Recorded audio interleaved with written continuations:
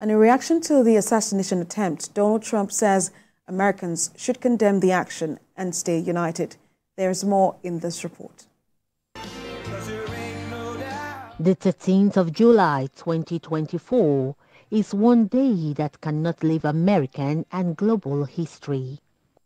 Former U.S. President and Republican presidential candidate for the November 2024 election, Donald Trump, survived an assassination attempt during his campaign in Butler, Pennsylvania.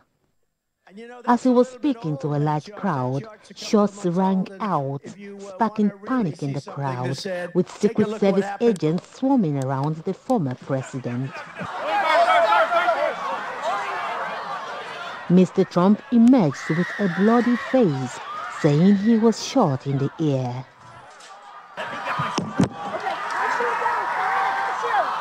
He said he heard wheezing sound and felt a bullet ripping through his skin. Donald Trump has returned to his home in New Jersey.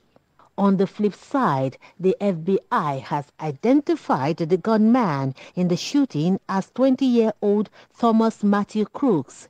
He has been shot and killed by the Secret Service.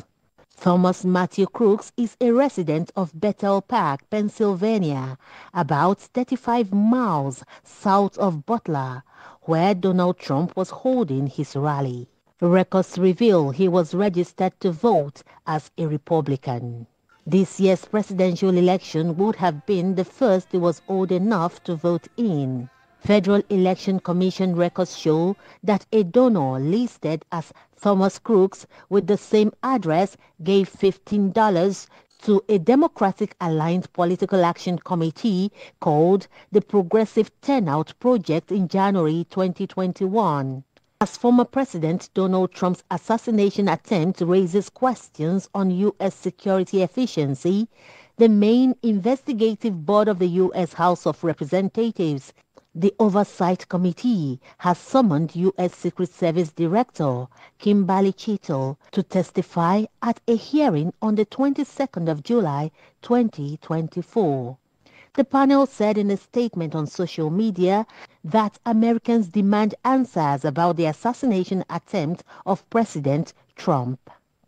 At a news conference earlier, the FBI Special Agent Kevin Rojek said, quote, "It is surprising that the gunman was able to open fire on the stage before the Secret Service killed him."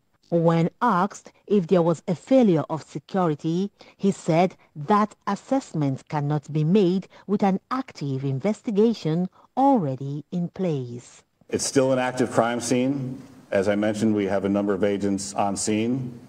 We also are working closely with other federal agencies, our state partners, and our local police partners as well.